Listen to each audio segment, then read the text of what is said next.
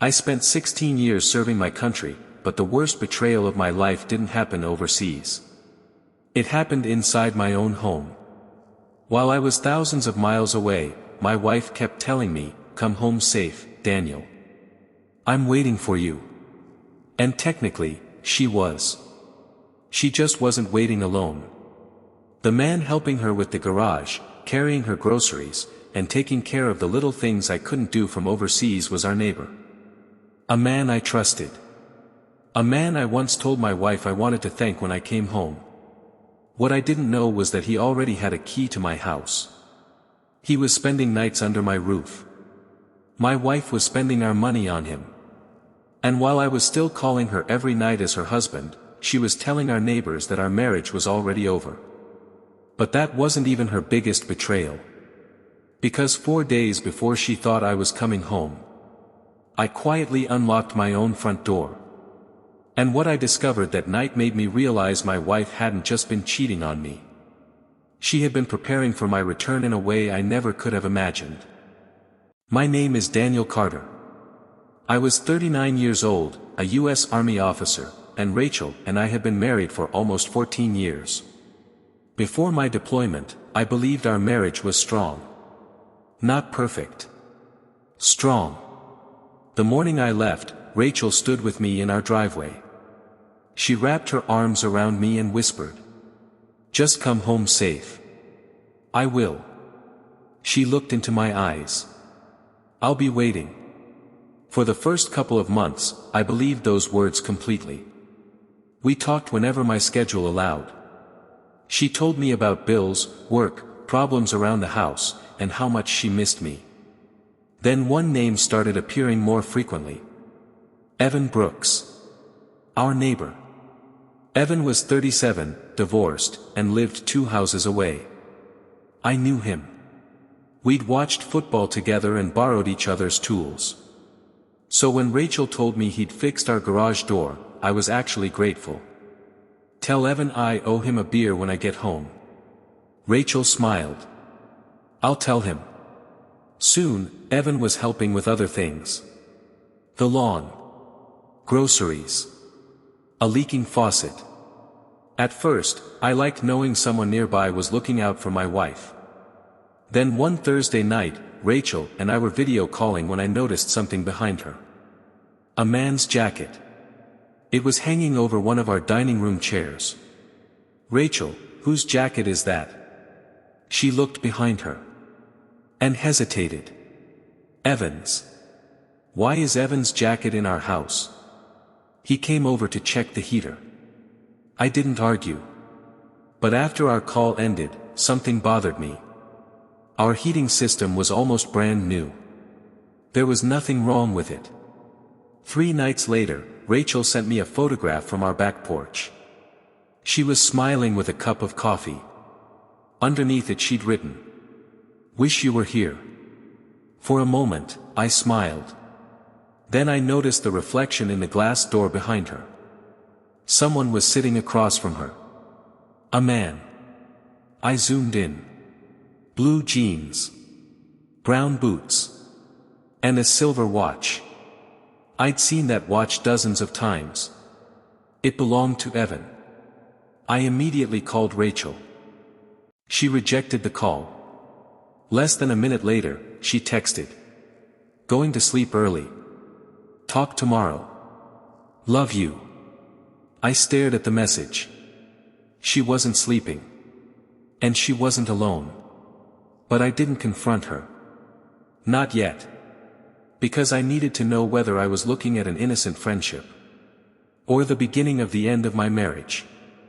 3 days later, my brother drove past the house for me. What he saw answered that question. Evan's truck wasn't parked outside his own home. It was hidden behind mine. And it was almost midnight. But what my brother discovered the following morning was worse. The spare key to my house was gone. The next morning, my brother Mark called me again. "Daniel, I checked where you keep the spare key." I sat up immediately. And it's gone. For years, Rachel and I had kept an emergency key hidden inside a small lockbox in the garage. Very few people knew about it. Rachel, my brother, and me. I tried to convince myself she had simply moved it. So that evening, during our video call, I casually asked her, "Hey, did you ever move the spare house key?" Rachel's expression changed. Just slightly. Why? No reason. I was thinking Mark might need it if anything happens while I'm gone. She looked away. I put it somewhere safer.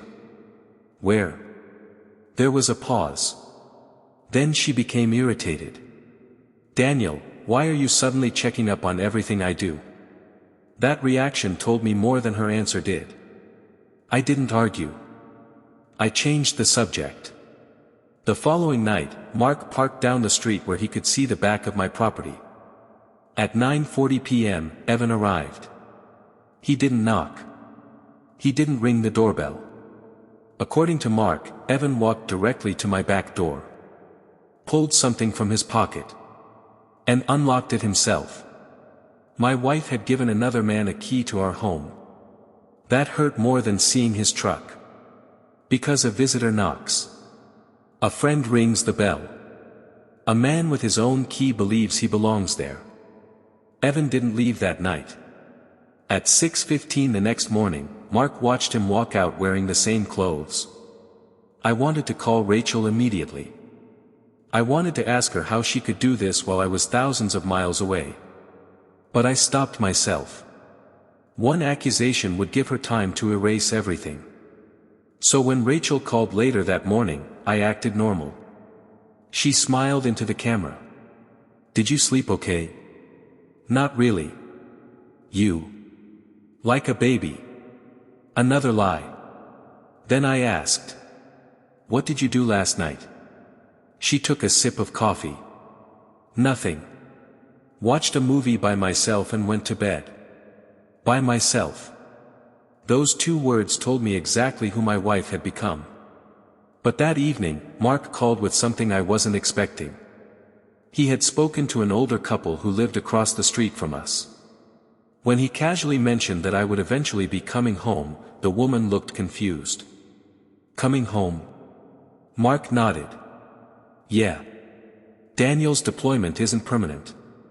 She lowered her voice. Then she asked him something that stunned both of us. "I thought Daniel and Rachel were getting divorced." Mark called me immediately. "What are you talking about?" "That's what Rachel's been telling people." Apparently, for weeks, my wife had been telling neighbors that our marriage was falling apart. That we were practically separated. That when I returned from overseas, we would probably make the separation official. None of it was true. We had never discussed divorce. Rachel was still telling me she loved me every night. That's when I understood why she had created the lie. She needed the neighborhood to see Evan entering my home without seeing her as a cheating wife. So she had rewritten our marriage while I was away. To me, she was still my loving wife waiting for her soldier to come home. To everyone around her, I was already the ex-husband. I thought that was humiliating enough. Then, 2 days later, I checked our joint bank account. And suddenly I understood that Evan wasn't only spending nights in my house. My wife had started spending my money on their relationship too. I had always trusted Rachel with our finances. That was why I rarely questioned small purchases while I was overseas. But after everything Mark had told me, I opened our joint account and went back through the previous 3 months. At first, nothing looked unusual. Groceries. Utilities. Gas. Then I started noticing charges that didn't belong. 2 expensive restaurants. A jewelry store. Several cash withdrawals. And then one transaction stopped me cold. A 2-night stay at a lakeside resort almost an hour from our home. I remembered that weekend immediately. Rachel had told me she was sick. She had even canceled our Sunday video call because she supposedly had a fever and wanted to sleep. Now I was staring at proof that she'd spent that same weekend at a resort. I called her. "Rachel, what did you do the weekend you were sick?" There was a pause. I stayed home. Why? You didn't go anywhere? No. Another lie. I could have confronted her right then. Instead, I said, just wondering. After the call, I downloaded every statement I could find. More than $4,000 had disappeared through restaurants, cash withdrawals, shopping, and that resort. Money from the same account my military pay went into. It wasn't just the amount that hurt. It was what it represented. While I was overseas thinking I was providing security for my wife, part of that money was helping finance the relationship she was hiding from me. But I still needed proof that Evan had been with her at that resort.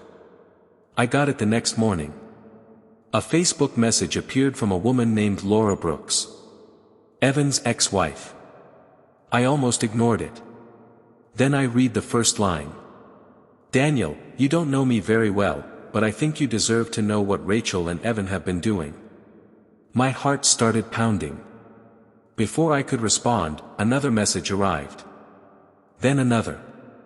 Screenshots. Dozens of them. Messages between my wife and Evan. Some went back months. I kept scrolling until I found one Rachel had sent him late at night. Daniel gives me security. But you give me the attention and affection I've been missing. I read it again. Then again. 14 years of marriage reduced to one word. Security. I was the house. The paycheck. The dependable husband thousands of miles away. Evan was apparently everything she believed she needed while I was gone. But Laura wasn't finished. Her next message changed the entire situation. Daniel, Rachel thinks Evan is planning a future with her. He isn't. I asked what she meant. Laura replied. Because Evan has been seeing someone else too. I stared at my phone in disbelief. My wife was betraying me with our neighbor. And apparently, our neighbor was betraying her at the same time. But Rachel didn't know. And then Laura sent me one final screenshot. It showed Rachel talking about what she planned to do before I came home. After reading it, I realized the affair wasn't her entire plan. My wife was preparing to take something much bigger from me before my deployment ended. The screenshot Laura sent me was a conversation between Rachel and Evan from just 5 days earlier. Rachel had written. Once Daniel comes home, everything gets complicated. We need to do this before then. Evan replied. Do what? Her answer made my stomach turn. Get enough money so we can start somewhere else. Suddenly, the strange conversation Rachel had started with me a week earlier made sense. She had casually mentioned refinancing our house. She said we could pull out some equity and finally renovate the kitchen. At the time, I hadn't questioned it. Now I knew there was never going to be a new kitchen. She wanted access to money before I came home. Money she believed could help her start a new life with Evan. I kept reading. Rachel had even written. Daniel will agree if I make it sound like it's for the house. That line hurt almost as much as the affair. She wasn't only lying to me. She was counting on my trust to help her betray me. But then Laura told me something Rachel didn't know. Evan had no intention of leaving with her. He had been telling another woman that Rachel was becoming too serious and that he wanted to end things before I returned. I didn't tell Rachel. Instead, I called her that evening and acted as if I knew nothing. Eventually, she brought up the house again. If we refinance before you come home, we can get started on the kitchen immediately. I stayed quiet for a moment. Then I said, maybe. We'll talk about it when I'm home. Her smile disappeared. Why wait? There it was. Urgency. For the first time, I wasn't listening to my wife. I was listening to someone trying to get what she needed before her time ran out. I told her I wasn't signing anything from overseas. Rachel became frustrated, but she quickly tried to hide it. I just wanted something nice for us. For us. Another lie. After the call, I made a decision. I stopped giving Rachel information about exactly when I would return. A few days later, I told her my return had been delayed. Probably 4 extra days. She actually sounded disappointed. I hate that. I miss you. But I already had my real travel arrangements. My brother Mark would pick me up. Rachel wouldn't know. Evan wouldn't know. I wasn't going home to start a fight. I wasn't going home for revenge. I just wanted to see the truth with my own eyes before either of them had time to hide it. On the day I landed, Mark was waiting for me. I put my duffel bag in his truck, climbed into the passenger seat, and turned off my phone. 40 minutes later, we entered my neighborhood. And before we even reached my driveway, Mark slowed down. Neither of us said a word. We didn't need to. Because Evan's truck wasn't parked outside his own house. It was hidden behind mine. My wife believed I was still thousands of miles away. She thought she had 4 more days. She was wrong. I picked up my duffel bag, walked toward my front door. And quietly put my key into the lock. I opened the front door as quietly as I could. For a few seconds, everything looked exactly the way I remembered it. My boots were still beside the closet.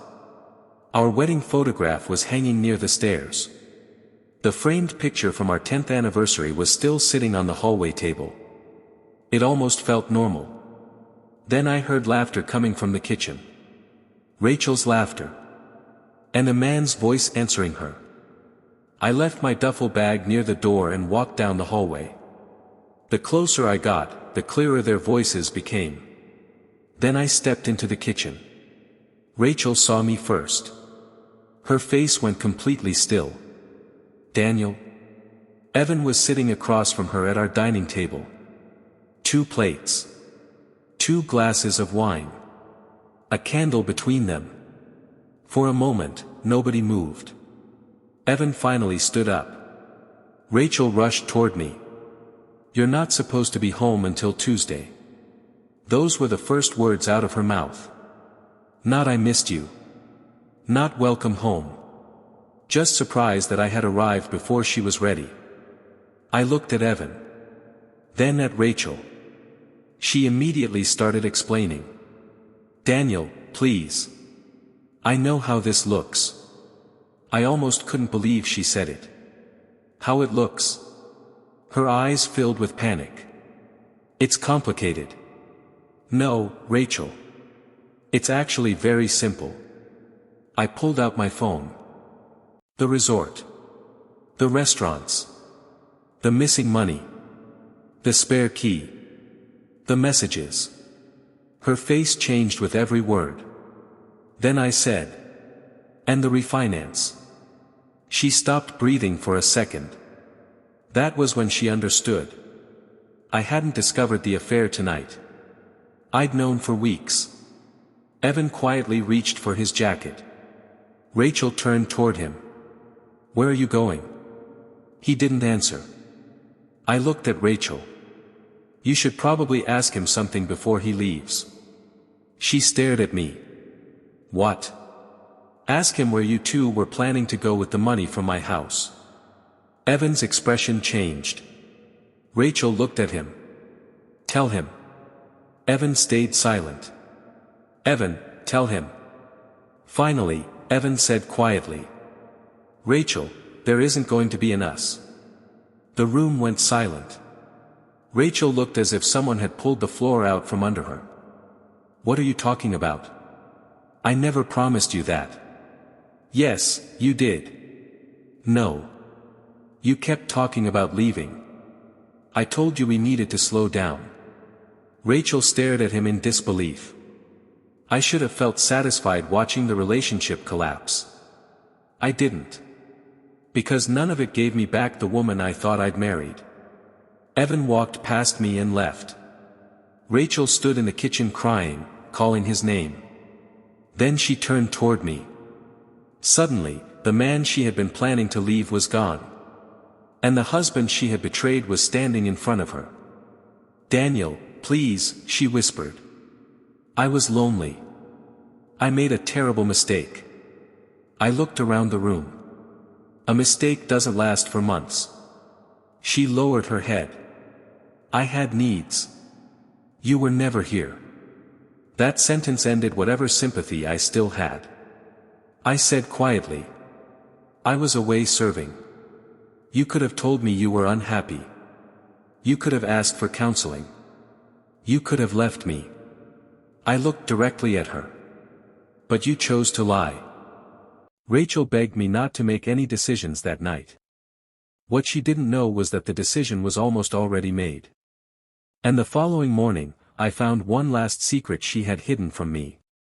Rachel hadn't only been preparing to leave emotionally. She had secretly been moving money into an account in her own name. I barely slept that night. Rachel stayed in the guest room. By morning, the house was silent. I sat at the kitchen table looking through the financial records I'd saved during my deployment. That's when I noticed several transfers I'd overlooked before. They were small. $200 here. $300 there. Sometimes $500. Always transferred shortly after my military pay reached our joint account. I asked Rachel about them. At first, she claimed they were savings. For what? She didn't answer. Then I showed her one of Laura's screenshots. Rachel had told Evan. I'm putting money aside. When we're ready, I won't have to depend on Daniel anymore. Her face dropped. For months, she'd been secretly building an escape fund. While telling me she missed me. While asking me to refinance our house. While using our joint account for dinners and trips with another man. I finally understood the full betrayal. Rachel hadn't made one impulsive mistake because she was lonely. She had built a second life while I was overseas. And she'd planned to leave the moment that second life felt secure enough. I was confused, she whispered. No, I said. You had a plan. Then she said something that surprised me. But Evan is gone now. I stared at her. That was when I realized she still didn't understand. She thought because Evan had rejected her, somehow our marriage could return to normal. You're not losing me because Evan left, I told her. You're losing me because of what you chose while you thought he would stay. Rachel started crying. She apologized. She promised counseling. She promised complete transparency. Maybe months earlier those words would have mattered. Now they sounded like promises made after all the other options had disappeared. I contacted an attorney and began the divorce process. I didn't scream at Evan. I didn't try to embarrass Rachel around the neighborhood. I simply stopped protecting a marriage she had already abandoned in secret. A few weeks later, I moved into a temporary apartment. Rachel continued sending messages. Most were apologies. Then one night, she sent something different. I destroyed 14 years for a man who never even loved me. I stared at that message for a long time. And that's when I understood the saddest part. Even now, she was talking about Evan. About what he had done to her. Not what she had done to me. So I didn't reply. But months later, after the divorce was moving forward, Rachel sent me one final message. This time, there were only 7 words. And for the first time, I believed she finally understood what she'd lost. Rachel's final message said, I lost the one man who actually stayed. I read those words several times. For months, I had wanted her to understand what she'd done. Now that she finally seemed to understand, I didn't feel victorious. I just felt tired. Because she was right. I had stayed. Through difficult assignments. Through missed birthdays. Through long nights when all we had was a phone call from thousands of miles away. I wasn't a perfect husband. But I had never stopped believing that Rachel and I were on the same side. She had. The divorce moved forward. The money she'd secretly transferred was documented, along with the other financial records, and I let my attorney handle everything from there. Evan disappeared from Rachel's life almost immediately. I later heard he'd started seeing someone else. But by then, I didn't care. He had betrayed my trust as a neighbor. Rachel had betrayed something much deeper. A marriage. Months later, I returned to the house one final time to collect some personal belongings. Rachel was there. She looked different. Not physically. Just, smaller somehow. The confidence she'd had while I was overseas was gone. She stood near the same dining table where I'd found her with Evan. "Daniel?" I turned toward her. "I need to tell you something." I waited. She swallowed hard. I kept telling myself I was lonely. I kept saying I had needs and you weren't there. She looked down. "But you didn't abandon me. You were doing your job. If I was unhappy, I should have talked to you." For the first time, there was no excuse after the apology. No Evan. No loneliness. No blame. Just responsibility. "I know," I said. She looked at me hopefully. "Is there any chance we could ever start again?" For a second, I remembered the woman standing in our driveway 14 years into our marriage, holding me before my deployment. "I'll be waiting." I wish that had been true. But sometimes forgiveness and reconciliation are two different things. "I hope you build a better life, Rachel," I said. "But it won't be with me." Then I picked up the last box and walked outside.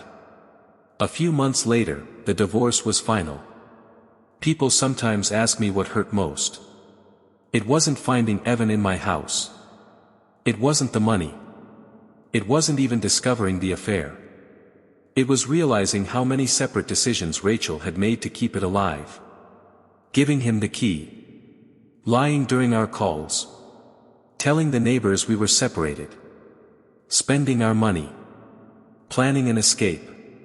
And looking into a camera from thousands of miles away and telling me she loved me. That's what betrayal taught me. Cheating isn't always one terrible decision. Sometimes it's 100 small decisions made in secret while someone who loves you continues trusting you. I spent years believing my job was to protect the people waiting for me at home. But that deployment taught me something I never expected. Sometimes the person you need to protect yourself from is the person who promised she'd be waiting when you came home.